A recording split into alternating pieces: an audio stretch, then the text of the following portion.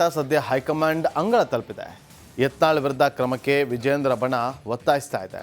ಈ ಮಧ್ಯೆ ದೆಹಲಿಗೆ ತೆರಳಿರುವ ಶಾಸಕ ವರಿಷ್ಠರನ್ನ ಭೇಟಿ ಮಾಡುವ ಸಾಧ್ಯತೆ ಇದೆ. ಮನೆ ಬಿಟ್ಟು ಹೊರಗೆ ಹೋಗೋದಂದ್ರೆ ಬಹಳ ನೋವಿನ ಸಂಗತಿ. ಬಹಳ ಕಣ್ಣೀರು ಬರ್ಲಾಕತ್ತಾವ.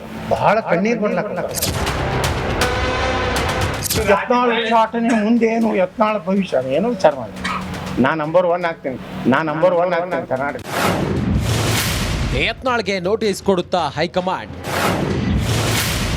ದೆಹಲಿಯಲ್ಲಿ ಶಾಸಕ ವರಿಷ್ಠರನ್ನ ಭೇಟಿಯಾಗ್ತಾರೆ.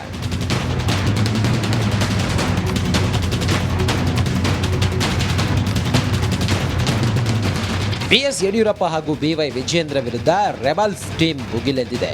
ಬಹಿರಂಗವಾಗಿ ರಾಜ್ಯಾಧ್ಯಕ್ಷನ ವಿರುದ್ಧ ಯತ್ನಾಳ್ ವಾಗ್ದಾಳಿ ನಡೆಸಿದ್ದು ಬಿಜೆಪಿಯಲ್ಲಿ ಎಲ್ಲವೂ ಸರಿಯಿಲ್ಲ ಅನ್ನೋದು ಗೊತ್ತಾಗಿದೆ. ಇತ್ತ ಬಿಎಸ್ವೈ ನಿವಾಸದಲ್ಲಿ ಮೀಟಿಂಗ್ ನಡೆದರೆ ಅತ್ತ ಬಸನಗೌಡ ಪಾಟೀಲ್ ಯತ್ನಾಳ್ ದೆಹಲಿಗೆ ದೌಡಾಯಿಸಿದ್ದಾರೆ.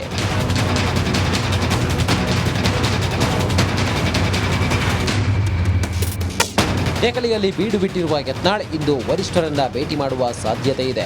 ಈ ಮಧ್ಯೆ ವಿಜೇಂದ್ರ ಬಣ ಯತ್ನಾಳ್ ಬಗ್ಗೆ ಹೈಕಮಾಂಡ್ಗೆ ದೂರು ನೀಡಿದ್ದಾರೆ ಎನ್ನಲಾಗಿದೆ. ಹೀಗಾಗಿ ಯಾವುದೇ ಕ್ಷಣದಲ್ಲಿ ಬಸನಗೌಡ ಪಾಟೀಲ್ ಯತ್ನಾಳ್ಗೆ ಹೈಕಮಾಂಡ್ ನೋಟಿಸ್ ನೀಡುವ ಸಾಧ್ಯತೆ ಇದೆ.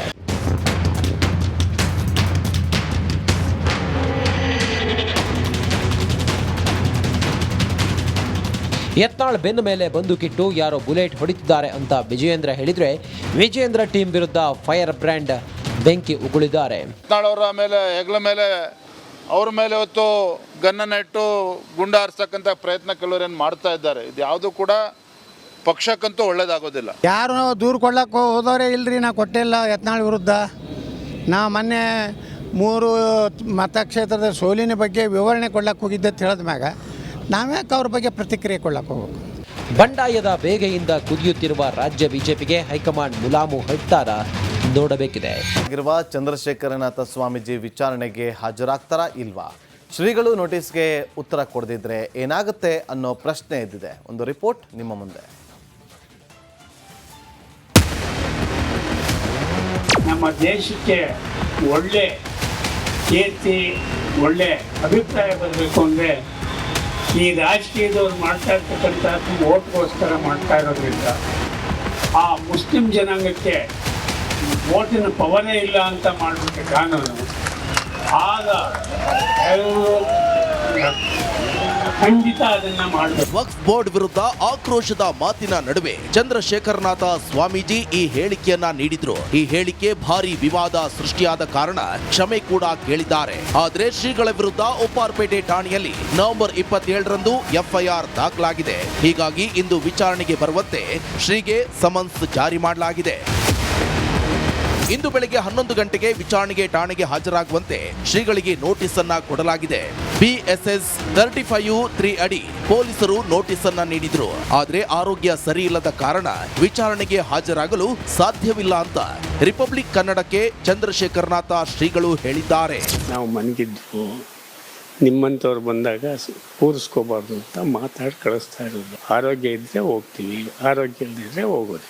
ಅಂದ್ರೆ ಅವರೇ ಇಲ್ಲಿ ಬರ್ಬೇಕು ಸ್ವಾಮೀಜಿ ಏನಾದ್ರು ಪೊಲೀಸರು? ಅದು ಕಾನೂನು ಹೇಗಿದೆ ಗೊತ್ತಿಲ್ಲ ನಮ್ಗೆ. 80 ವರ್ಷ ಏನೋ 60 ವರ್ಷದ ಮೇಲೆ ಅವರೇ ಬರಬೇಕು ಅಂತೇನೋ ಇದೆ ಅಂತೆ ಗೊತ್ತಿಲ್ಲ. ಆದ್ರಿಂದ ಏನಾಗ್ತದೆ ಗೊತ್ತಿಲ್ಲ. ಕ್ಷಮೆ ಕೇಳಿದ್ರು ಸ್ವಾಮೀಜಿಗಳ ವಿರುದ್ಧ ಕೇಸ್ ದಾಖಲಿಸಿರುವುದಕ್ಕೆ ಬಿಜೆಪಿ ನಾಯಕರು ಸರ್ಕಾರದ ವಿರುದ್ಧ ಕೆಂಡ ಕಾರಿದ್ದಾರೆ. ಇದೀಗ ಸ್ವಾಮೀಜಿಗಳು ವಿಚಾರಣೆಗೆ ಹಾಜರಾಗಲು ಸಾಧ್ಯವಿಲ್ಲ ಅಂತ ಹೇಳಿರುವುದು ಪೊಲೀಸರ ಮುಂದಿನ ನಡೆ ಏನು ಎಂಬುದು ಕುತೂಹಲವಾಗಿದೆ. ಧ್ರುವರಾಜ್, ರಿಪಬ್ಲಿಕ್ ಕನ್ನಡ, ಬೆಂಗಳೂರು.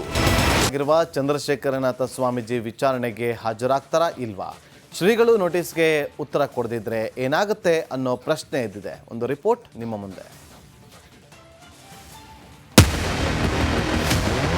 ನಮ್ಮ ದೇಶಕ್ಕೆ ಒಳ್ಳೆ ಕೀರ್ತಿ, ಒಳ್ಳೆ ಅಭಿಪ್ರಾಯ ಬರಬೇಕು ಅಂದರೆ ಈ ರಾಜಕೀಯದವ್ರು ಮಾಡ್ತಾ ಇರ್ತಕ್ಕಂಥದ್ದು ಓಟ್ಗೋಸ್ಕರ ಮಾಡ್ತಾ ಇರೋದ್ರಿಂದ ಆ ಮುಸ್ಲಿಂ ಜನಾಂಗಕ್ಕೆ ಓಟಿನ ಪವರೇ ಇಲ್ಲ ಅಂತ ಮಾಡಿಬಿಟ್ಟು ಕಾನೂನು ಆಗ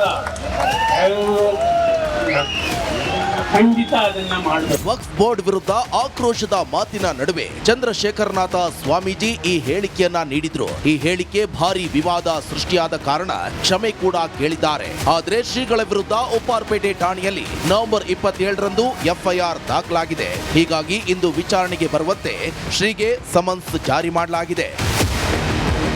ಇಂದು ಬೆಳಗ್ಗೆ 11 ಗಂಟೆಗೆ ವಿಚಾರಣೆಗೆ ಠಾಣೆಗೆ ಹಾಜರಾಗುವಂತೆ ಶ್ರೀಗಳಿಗೆ ನೋಟಿಸ್ ಅನ್ನ ಕೊಡಲಾಗಿದೆ. BSS 35(3) ಅಡಿ ಪೊಲೀಸರು ನೋಟಿಸ್ ಅನ್ನ ನೀಡಿದ್ರು. ಆದ್ರೆ ಆರೋಗ್ಯ ಸರಿ ಇಲ್ಲದ ಕಾರಣ ವಿಚಾರಣೆಗೆ ಹಾಜರಾಗಲು ಸಾಧ್ಯವಿಲ್ಲ ಅಂತ ರಿಪಬ್ಲಿಕ್ ಕನ್ನಡಕ್ಕೆ ಚಂದ್ರಶೇಖರನಾಥ ಶ್ರೀಗಳು ಹೇಳಿದ್ದಾರೆ. ನಾವು ಮನಗಿದ್ದು ನಿಮ್ಮಂಥವ್ರು ಬಂದಾಗ ಕೂರಿಸ್ಕೋಬಾರ್ದು ಅಂತ ಮಾತಾಡಿ ಕಳಿಸ್ತಾ ಇರೋದು. ಆರೋಗ್ಯ ಇದ್ದರೆ ಹೋಗ್ತೀವಿ, ಆರೋಗ್ಯ ಇಲ್ಲದಿದ್ದರೆ ಹೋಗೋದು. ಅಂದ್ರೆ ಅವರೇ ಇಲ್ಲೇ ಬರ್ಬೇಕು ಸ್ವಾಮೀಜಿ ಏನಾದರೂ ಪೊಲೀಸರು? ಅದು ಕಾನೂನು ಹೇಗಿದೆ ಗೊತ್ತಿಲ್ಲ. ನಮ್ಗೆ 80 ವರ್ಷ ಏನೋ 60 ವರ್ಷದ ಮೇಲೆ ಅವರೇ ಬರಬೇಕು ಅಂತೇನೋ ಇದೆ ಅಂತೆ ಗೊತ್ತಿಲ್ಲ. ಆದ್ರಿಂದ ಏನಾಗ್ತದೆ ಗೊತ್ತಿಲ್ಲ. ಕ್ಷಮೆ ಕೇಳಿದ್ರು ಸ್ವಾಮೀಜಿಗಳ ವಿರುದ್ಧ ಕೇಸ್ ದಾಖಲಿಸಿರುವುದಕ್ಕೆ ಬಿಜೆಪಿ ನಾಯಕರು ಸರ್ಕಾರದ ವಿರುದ್ಧ ಕೆಂಡ ಕಾರಿದ್ದಾರೆ. ಇದೀಗ ಸ್ವಾಮೀಜಿಗಳು ವಿಚಾರಣೆಗೆ ಹಾಜರಾಗಲು ಸಾಧ್ಯವಿಲ್ಲ ಅಂತ ಹೇಳಿರುವುದು ಪೊಲೀಸರ ಮುಂದಿನ ನಡೆ ಏನು ಎಂಬುದು ಕುತೂಹಲವಾಗಿದೆ. ಧ್ರುವರಾಜ್, ರಿಪಬ್ಲಿಕ್ ಕನ್ನಡ, ಬೆಂಗಳೂರು. ಆಗಿರುವ ಚಂದ್ರಶೇಖರನಾಥ ಸ್ವಾಮೀಜಿ ವಿಚಾರಣೆಗೆ ಹಾಜರಾಗ್ತಾರಾ ಇಲ್ವಾ? ಶ್ರೀಗಳು ನೋಟಿಸ್ಗೆ ಉತ್ತರ ಕೊಡದಿದ್ರೆ ಏನಾಗುತ್ತೆ ಅನ್ನೋ ಪ್ರಶ್ನೆ ಎದ್ದಿದೆ. ಒಂದು ರಿಪೋರ್ಟ್ ನಿಮ್ಮ ಮುಂದೆ. ನಮ್ಮ ದೇಶಕ್ಕೆ ಒಳ್ಳೆ ಕೀರ್ತಿ, ಒಳ್ಳೆ ಅಭಿಪ್ರಾಯ ಬರಬೇಕು ಅಂದರೆ ಈ ರಾಜಕೀಯದವ್ರು ಮಾಡ್ತಾ ಇರ್ತಕ್ಕಂಥದ್ದು ಓಟ್ಗೋಸ್ಕರ ಮಾಡ್ತಾ ಇರೋದ್ರಿಂದ ಆ ಮುಸ್ಲಿಂ ಜನಾಂಗಕ್ಕೆ ಓಟಿನ ಪವರೇ ಇಲ್ಲ ಅಂತ ಮಾಡಿಬಿಟ್ಟು ಕಾನೂನು ಆಗ ಖಂಡಿತ ಅದನ್ನ ಮಾಡಬೇಕು. ವಕ್ಫ್ ಬೋರ್ಡ್ ವಿರುದ್ಧ ಆಕ್ರೋಶದ ಮಾತಿನ ನಡುವೆ ಚಂದ್ರಶೇಖರನಾಥ ಸ್ವಾಮೀಜಿ ಈ ಹೇಳಿಕೆಯನ್ನ ನೀಡಿದ್ರು. ಈ ಹೇಳಿಕೆ ಭಾರಿ ವಿವಾದ ಸೃಷ್ಟಿಯಾದ ಕಾರಣ ಕ್ಷಮೆ ಕೂಡ ಕೇಳಿದ್ದಾರೆ. ಆದ್ರೆ ಶ್ರೀಗಳ ವಿರುದ್ಧ ಉಪ್ಪಾರಪೇಟೆ ಠಾಣೆಯಲ್ಲಿ ನವೆಂಬರ್ 27ರಂದು ಎಫ್ಐಆರ್ ದಾಖಲಾಗಿದೆ. ಹೀಗಾಗಿ ಇಂದು ವಿಚಾರಣೆಗೆ ಬರುವಂತೆ ಶ್ರೀಗೆ ಸಮನ್ಸ್ ಜಾರಿ ಮಾಡಲಾಗಿದೆ. ಇಂದು ಬೆಳಗ್ಗೆ 11 ಗಂಟೆಗೆ ವಿಚಾರಣೆಗೆ ಠಾಣೆಗೆ ಹಾಜರಾಗುವಂತೆ ಶ್ರೀಗಳಿಗೆ ನೋಟಿಸ್ ಅನ್ನ ಕೊಡಲಾಗಿದೆ. BSS 35(3) ಅಡಿ ಪೊಲೀಸರು ನೋಟಿಸ್ ಅನ್ನ ನೀಡಿದ್ರು. ಆದ್ರೆ ಆರೋಗ್ಯ ಸರಿ ಇಲ್ಲದ ಕಾರಣ ವಿಚಾರಣೆಗೆ ಹಾಜರಾಗಲು ಸಾಧ್ಯವಿಲ್ಲ ಅಂತ ರಿಪಬ್ಲಿಕ್ ಕನ್ನಡಕ್ಕೆ ಚಂದ್ರಶೇಖರನಾಥ ಶ್ರೀಗಳು ಹೇಳಿದ್ದಾರೆ. ನಾವು ಮನಗಿದ್ದು ನಿಮ್ಮಂಥವ್ರು ಬಂದಾಗ ಕೂರಿಸ್ಕೋಬಾರ್ದು ಅಂತ ಮಾತಾಡಿ ಕಳಿಸ್ತಾ ಇರೋದು. ಆರೋಗ್ಯ ಇದ್ದರೆ ಹೋಗ್ತೀವಿ, ಆರೋಗ್ಯ ಇಲ್ಲದಿದ್ದರೆ ಹೋಗೋದು. ಅಂದ್ರೆ ಅವರೇ ಇಲ್ಲೇ ಬರ್ಬೇಕು ಸ್ವಾಮೀಜಿ ಏನಾದರೂ ಪೊಲೀಸರು? ಅದು ಕಾನೂನು ಹೇಗಿದೆ ಗೊತ್ತಿಲ್ಲ. ನಮ್ಗೆ 80 ವರ್ಷ ಏನೋ 60 ವರ್ಷದ ಮೇಲೆ ಅವರೇ ಬರಬೇಕು ಅಂತೇನೋ ಇದೆ ಅಂತೆ ಗೊತ್ತಿಲ್ಲ. ಆದ್ರಿಂದ ಏನಾಗ್ತದೆ ಗೊತ್ತಿಲ್ಲ. ಕ್ಷಮೆ ಕೇಳಿದ್ರು ಸ್ವಾಮೀಜಿಗಳ ವಿರುದ್ಧ ಕೇಸ್ ದಾಖಲಿಸಿರುವುದಕ್ಕೆ ಬಿಜೆಪಿ ನಾಯಕರು ಸರ್ಕಾರದ ವಿರುದ್ಧ ಕೆಂಡ ಕಾರಿದ್ದಾರೆ. ಇದೀಗ ಸ್ವಾಮೀಜಿಗಳು ವಿಚಾರಣೆಗೆ ಹಾಜರಾಗಲು ಸಾಧ್ಯವಿಲ್ಲ ಅಂತ ಹೇಳಿರುವುದು ಪೊಲೀಸರ ಮುಂದಿನ ನಡೆ ಏನು ಎಂಬುದು ಕುತೂಹಲವಾಗಿದೆ. ಧ್ರುವರಾಜ್, ರಿಪಬ್ಲಿಕ್ ಕನ್ನಡ, ಬೆಂಗಳೂರು.